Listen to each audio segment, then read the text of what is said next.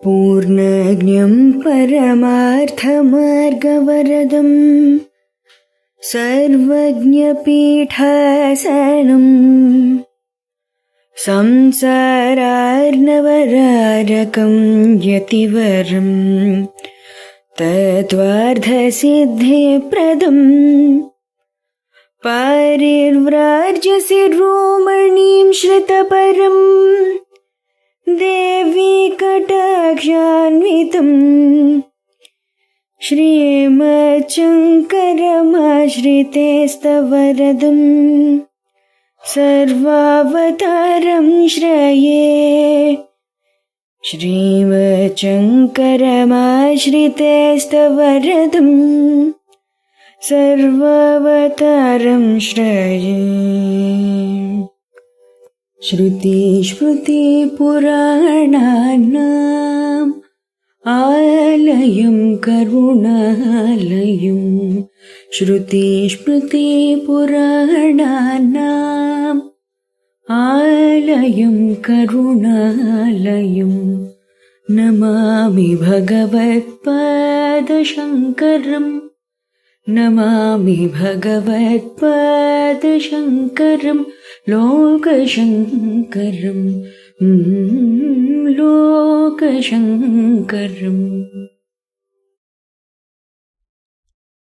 శ్రీ గురుభ్యో నమః. శ్రీ శ్రవణ ఛానల్కి శ్రోతలందరికీ కూడాను మరొకసారి స్వాగతం. ఈరోజు మనం 276, 277 శ్లోకాల్ని చెప్పుకోబోతున్నాం. ముందుగా 276 శ్లోకాన్ని వినేద్దాం. అనాత్మవాసనాజాలైః తిరోభూతాత్మవాసనా నిత్యాత్మనిష్ఠయా తేషాం నాశే భాతి స్వయం స్ఫుటా. ఇప్పుడు దీని ప్రతిపదార్థాన్ని చూద్దాం. అనాత్మ వాసన జాలైః ఆత్మకాని దేహాదులకు సంబంధించిన సంస్కారముల చేత తిరోభూత కనబడని ఆత్మవాసన పరమాత్మ విషయిక సంస్కారం నిత్య సత్యమగు ఆత్మనిష్టయ స్వస్వరూపమునందు సంధానము చేయడంతో తేషాం వాని యొక్క నాశే సతి నాశనము కలుగుగాక స్వయముగా స్పష్టముగా భాతి ప్రకాశించింది. నాశనం అవుతుండగా స్వయంగా ఇది ప్రకాశిస్తోంది అని అర్థం అన్నమాట. ఆత్మజ్ఞానం కావాలని కోరికను అనాత్మ వ్యామోహం అనే అనేక కోరికలు కమ్మేస్తూ ఉంటాయి. నిత్యము ఆత్మనిష్టలో ఉండడం వల్ల ఈ కోరికలన్నీ నశించి ఆత్మ తనకు తానుగానే వ్యక్తమవుతుంది అంటూ ఇక్కడ చెప్పడం జరిగిందనమాట. ఇప్పుడు దీనికి సంబంధించిన వివరణని కాస్త మనం చూద్దాం.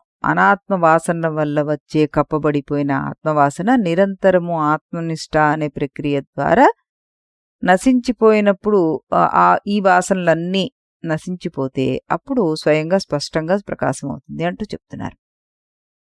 నేను ఆత్మను తెలుసుకోవాలి, నేను బ్రహ్మజ్ఞానాన్ని సంపాదించాలి, నేను ముక్తిని పొందాలి అని మనం అనుకుంటూ ఉంటాం. కానీ శంకర్ల వారు ఏం చెప్తున్నారంటే, నువ్వు పొందవలసింది ఏమీ లేదు, నువ్వు వెతుకుతున్న ఆత్మస్వరూపం నువ్వేనయ్యా. సమస్య ఆత్మ అనేది లేకపోవడం కాదు. సమస్య ఏమిటంటే ఆత్మ పైన అనాత్మ వాసనల మేఘం కమ్మేసుకుంది. సూర్యుడు మేఘాల వెనకాల దాగినప్పుడు ఏమన్నా సూర్యుడు నశించిపోతున్నాడా? మేఘం తొలగితే చాలు మళ్ళీ ఆయన ప్రకాశిస్తూ మనకు కనబడతారు. అలాగే అజ్ఞానం ఆత్మజ్ఞానం ఎప్పుడూ ఉంటుంది. మన ఈ దేహాభిమానం, కుటుంబాభిమానం, ధనాభిమానం, పాండిత్యాభిమానం, కీర్తికాంక్ష ఇవి మేఘాల్లాగా కప్పేస్తున్నాయి. ఇవి తొలగినప్పుడు ఆత్మస్వరూపం కొత్తగా ఏమీ పుట్టుకొచ్చేదు, అది స్వయంగా వెలుగుతుంది అంటూ చెప్పడం జరుగుతుందన్నమాట. మరి ఈ నిష్ట ఆత్మనిష్ట ఎలా కావాలి అంటే భగవద్గీతలో మనకి కృష్ణ పరమాత్మ చెప్తుంటారు, యతో యతో నిశ్చరతి మనశ్చంచలమస్థిరం తతస్తతో నియమ్యేతద్ ఆత్మన్యేవ వశం నయేత్ అంటారు. అంటే చంచలమైన మనస్సు ఇది ఎక్కడికంటే అక్కడికి పరిగెట్టేస్తుంటుంది. అక్కడి నుండి దాన్ని తిరిగి తీసుకుని మళ్ళీ తీసుకొచ్చి ఆత్మ మీదే నిలపాలి. ఇదే నిత్యాత్మ నిష్ఠ అంటూ మనకి చక్కగా మీ బలహీనత నాకు తెలుసయ్యా, ఈ మనస్సుని వీటన్నిటినీ ఇవన్నీ కూడాను నా మాయే కదా, ఇవి ఎలా వెళ్ళిపోతుంటాయి, ఎలా పనిచేస్తుంటాయి నాకు తెలుసు. మీరు వెళ్ళిపోతున్న దాన్ని మళ్ళీ పట్టుకొచ్చి నాయందే నిలపండి, మీకు అప్పుడు నిష్ట కుదురుతుంది అంటూ చెప్తున్నారు. మనస్సులో కోరికలు తొలగిపోయి ఆత్మలోనే తృప్తి పొందుతాడు. అప్పుడు వాడు స్థితప్రజ్ఞుడవుతాడు. అదే ఆత్మవాసన నాశనం అవుతుంది అంటూ చెప్తారన్నమాట. బ్రహ్మవేద బ్రహ్మైవ భవతి అంటారు ముండకోపనిషత్తులో. బ్రహ్మాన్ని తెలిసినవాడు బ్రహ్మే అవుతాడు. ఇక్కడ అవుతాడు అంటే కొత్తగా మారడు, తాను ఎప్పటినుంచో బ్రహ్మమే అని తెలుసుకుంటాడు అని చెప్తారు. స యా ఏషోణిమైతదాత్మమిదం సర్వం తత్ సత్యం స ఆత్మ తత్వమసి శ్వేతకేతు అంటారు చాందోగ్యంలో ఉద్ధరం. ఈ జగత్ అంతటికి ఆధారమైనది అదే, అదే సత్యం, అదే ఆత్మ, నువ్వే అది శ్వేతకేతు అంటూ చెప్తారనమాట. శ్వేతకేతు కొత్తగా బ్రహ్మం ఏం కాలేదు, తన స్వరూపాన్ని గుర్తించగలిగాడు ఈ ఉపనిషత్తులో. రమణ మహర్షి గారి కథల్లో మనం అనేక సార్లు వింటూ ఉంటాం. ఓసారి ఒక అతను, స్వామి ఆత్మసాక్షాత్కారం ఎప్పుడు వస్తుంది అంటే, ఆత్మసాక్షాత్కారం అనే పదమే సరి అయినది కాదు, ఆత్మ ఎప్పుడు సాక్షాత్కృతమే, అసాక్షాత్కృతమై ఉన్నది నీ అహంకారమే అంటారు. చాలా చక్కటి ఆ మాట, అద్భుతమైన మాట అన్నమాట ఇది. శంకరాచార్యుల వారి ఈ శ్లోకానికి అది జీవవంతమైన వ్యాఖ్యానం అని అనుకోవచ్చు మనం. ఒక అద్దం మీద సంవత్సరాలుగా ధూళి పేరుకుపోతే అది అద్దం తప్పు కాదు, దానికి ఆ శక్తి లేకపోవడం కాదు. దాన్ని కప్పేసిన ధూళిని తొడచగలిగితే అద్దం వెంటనే ప్రతిబింబిస్తుంది. అలాగే అనాత్మల వాసనలు అన్నవి ధూళి లాంటివి. ఆత్మవాసన అద్దం, ఆత్మనిష్ట ధూళిని తుడిచే ప్రక్రియ అని చెప్పుకోవాలి. 275-76లో చందన పరిమళం కప్పబడిపోయింది అన్నారు. ఈ శ్లోకంలో కప్పిందేంటో స్పష్టంగా చెప్తున్నారు. అది అనాత్మ వాసనాజాలం అన్నారు. నేను దేహాన్ని, మనస్సును, కర్తను, భోక్తను అనే ఈ సంస్కారాలు ఏవైతే ఉన్నాయో అవే కప్పేశాయి. నేను దేహం కాదు, ప్రాణం కాదు, బుద్ధి కాదు, మనస్సు కాదు, సాక్షి చైతన్య స్వరూపాన్ని అన్న నిత్య ఆత్మనిష్టలో మనిషి ఉండాలి అంటూ చెప్తున్నారు ఆయన. ఆ నిష్ట బలపడిన కొద్దీ అనాత్మ వాసనలు కరిగిపోతాయి అంటున్నారు. వాసనలు కరిగిన కొద్దీ ఆత్మస్వరూపం ప్రయత్నం లేకుండానే ప్రకాశిస్తుంది అంటూ ఇందులో చెప్పడం జరిగిందనమాట. ఇప్పుడు మనం రెండో శ్లోకాన్ని కూడాను వినేద్దాం. యథా యథా ప్రత్యగవస్థితం మనః తథా తథా ముంచతి బాహ్యవాసనః నిశ్శేషమోక్షే సతి వాసనానాం ఆత్మానుభూతి ప్రతిబంధశూన్యా.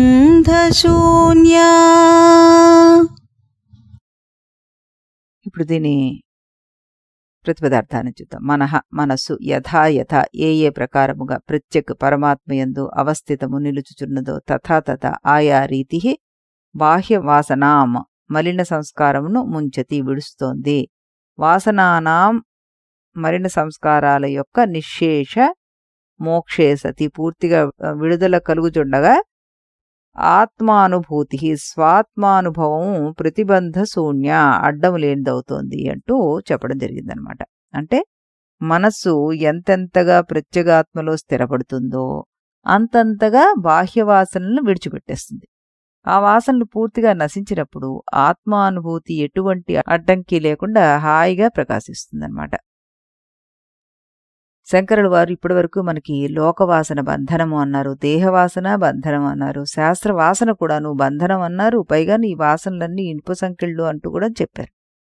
ఆత్మస్వరూపం అన్నది చందన గంధంలాగా లోపలే ఉంది, వాసనలు తొలగిపోతే అది వెలుగుతుంది అంటూ చెప్పారు. ఇప్పుడు స్వామి మరి ఈ వాసనలు ఎలా పోతాయండి అని మనం అడిగితే దానికి సమాధానంగా ఈ శ్లోకం చెప్తున్నారు మనకి. వాసనలు నేరుగా కొట్టి పారేయలేము, వాటితో యుద్ధం చేస్తే అవి మరింత బలపడతాయి. అయితే మార్గం ఏమిటి? మనస్సును ఆత్మవైపుకు తిప్పడం. ఎంతగా మనస్సు బయటకు వెళ్లకుండా తన మూలాని వైపు తిరుగుతుందో అంతగా బాహ్యవాసనలు బలహీనమైపోతాయి అంటున్నారు ఈయన. సూర్యుడు ఉదయించినప్పుడు చీకటి ప్రత్యేకంగా తరివేయాల మనం? అక్కర్లే. సూర్యుడు వచ్చిన కొద్దీ చీకటి తగ్గుతూ పోతుంది. పూర్తిగా ఉదయించినప్పుడు చీకటి పూర్తిగా మాయమైపోతుంది. అలాగే ఆత్మనిష్ట పెరిగిన కొద్దీ వాసనలు తగ్గిపోతాయి. ఆత్మ సాక్షాత్కారం సంపూర్ణమైనప్పుడు వాసనలు పూర్తిగా నశించేస్తాయి. అందుకే భగవద్గీతలో కృష్ణ పరమాత్మ మనకి మొట్టమొదట్లోనే చెప్పేస్తారు, విషయా వినివర్తన్ నిరాహారస్య దేహినః రసవర్జం రసోప్యస్య పరం దృష్ట్వా నివర్తతే అంటారు ఆయన. ఇంద్రియ విషయాలు బాహ్యంగా దూరమైన వాటి పట్ల ఆసక్తి వెంటనే పోదు మనకి, కానీ పరమాత్మానుభూతి కలిగినప్పుడు ఆ రుచి కూడా పోతుంది అంటారు. ఇది శ్లోకానికి నేరుగా మనం అన్వయంగా చెప్పేసుకుంటే ఆత్మవైపుకి మనం దృష్టిని మరల్చినప్పుడు ఇంద్రియ వాసనల యొక్క రసం కూడాను దానంతటది ఎండిపోతుంది అని చక్కగాను అర్థం చేసుకోవచ్చు అనమాట. అంటే అంతకంటే గొప్పదైన రుచి మనకి లభ్యం అవుతున్నప్పుడు ఈ రుచులన్నీ కూడాను అనర్థకం. అందులోనే అసంశయం మహాబాహో మనోదుర్నిగ్రహం చలం అభ్యాసేన తు కౌంతేయ వైరాగ్యేన చ గృహ్యతే అంటారు. మనస్సు చంచలమైందే, కానీ అభ్యాసము వైరాగ్యం ద్వారా అది అదుపులోకి వస్తుంది అని చెప్తారు. అదే ఈ అభ్యాసము వైరాగ్యము అన్నది మనకి ప్రత్యేక అవస్థితం మనహ అనే పదానికి మనం చక్కగా చెప్పుకోవచ్చు. అంటే అంతర్ముఖంగా దాన్ని డైవర్ట్ చెయ్యి అని చెప్తున్నారు అనమాట. యదా పంచావతిష్టంతే జ్ఞానాని మనసా సహ బుద్ధిశ్చ నా విచేష్టతే తామాహు పరమాం గతిం అంటారు. ఇంద్రియాలు, మనస్సు, బుద్ధి అన్నీ శాంతించి ఆత్మలోనే నిలిచిన స్థితినే పరమగతి అంటారు. ఆ స్థితినే ఇక్కడ మనకి శంకరుల వారు ప్రత్యేక అవస్థితం మనహ అనే వాక్యం ద్వారా చెప్పారనమాట. కఠోపనిషత్తు కూడా మనకి తాం యోగమితి మన్యతే స్థిరాం ఇంద్రియధారణం అప్రమత్తస్తదా భవతి యోగో హి ప్రభవాప్యయో అంటారు. అంటే ఇంద్రియాలను స్థిరపరిచి అంతర్ముఖం చేయడమే యోగం అంటారు. అది వాసనాక్షయానికి మార్గం అంటూ సూచిస్తారనమాట. అందులో రమణ మహర్షి గారు ఉదాహరణను మళ్ళీ మనం చెప్పుకుంటే, ఒక భక్తుడు అడిగేట, స్వామి చెడు ఆలోచనలు ఎలా పోతాయి అంటూ. ఆలోచనలతో మీరు పోరాడకండి, ఆలోచన అసలు ఎక్కడి నుంచి వస్తుందో చూడండి, మూలానికి వెళితే ఆలోచన స్వయంగా లయమైపోతుంది అంటారు ఆయన. ఇదే శ్లోకసారం. వాసనలతోటి యుద్ధం చేయడం కాదు, మనస్సుకి మూలమైన ఆత్మలో దాన్ని నిలబెట్టాలి అని మనం అర్థం చేసుకోవాలన్నమాట. ప్రహ్లాదుడు బాహ్య ప్రపంచాన్ని ద్వేషించేమీ వదిలిపెట్టలేదు. అతని మనస్సు నారాయణునితోటి అంతగా లీనమై ఉండేది. బాహ్య విషయాలు స్వయంగా ఆకర్షణను కూలిపోయాయి. అందుకే భాగవతం మనకి చెప్తుంది, శ్రవణం కీర్తనం విష్ణోహో స్మరణం పాదసేవనం అర్చనం వందనం దాస్యం సఖ్యం ఆత్మ నివేదనం అంటారు. నిరంతరం భగవన్నామ స్మరణ వల్ల బాహ్యవాసనలన్నీ కూడాను క్రమంగా కరిగిపోతాయి అంటూ మనం చక్కగా చెప్పుకోవచ్చు అన్నమాట. ఇందులో శంకరాచార్యుల వారు ఈ వాసనలు నశింపజేయడానికి నువ్వు ప్రయత్నించు అని చెప్పడం లేదు, కానీ అలా చేస్తే మనస్సు వాసనలపైనే నిలిచిపోతుంది. ఆయన నువ్వు ఆత్మలో నిలిచి ఉండడానికి ప్రయత్నం చేయన్నారు, అప్పుడు వాసనలు స్వయంగా కరిగిపోతాయి అంటూ చెప్తున్నారన్నమాట. మంచు మీద సూర్యకిరణం పడినప్పుడు మంచు కరుగుతుంది. సూర్యుడు మంచుతో యుద్ధం ఏమీ చేయలేదు. అలాగే ఆత్మనిష్ట వచ్చినప్పుడు వాసనలు స్వయంగా నశించిపోతాయి అంటూ చక్కగా మనం ఇందులో అర్థం చేసుకో. నిశ్శేష మోక్షే సతి వాసనాం అంటే వాసనలు పూర్తిగా కరిగిపోయినప్పుడు ఆత్మానుభూతికి ఎటువంటి అడ్డంకి ఉండదు. మనస్సు బయటికి వెళ్తే వాసనలు బలపడిపోతాయి, మనస్సు ఆత్మలో నిలిస్తే వాసనలు బలహీనపడిపోతాయి. వాసనలు పూర్తిగా నశించినప్పుడు ఆత్మానుభూతి స్వయంగా ప్రకాశిస్తుంది. అందుకే శంకర్ల వారు ఈ శ్లోకంలో ఒక మహాసూత్రాన్ని మనకిచ్చారు. ఆత్మను పొందడానికి వాసనలు నాశనం చేయకు, నువ్వు ఆత్మలో నిలబడు, అప్పుడు వాసనలు స్వయంగా నశిస్తాయి అంటారనమాట. మళ్ళీ మనం రేపు ఇదే సమయానికి ఇదే ఛానల్లో మరో 2 శ్లోకాలతోటి కలుద్దాం. అంతవరకు సెలవు.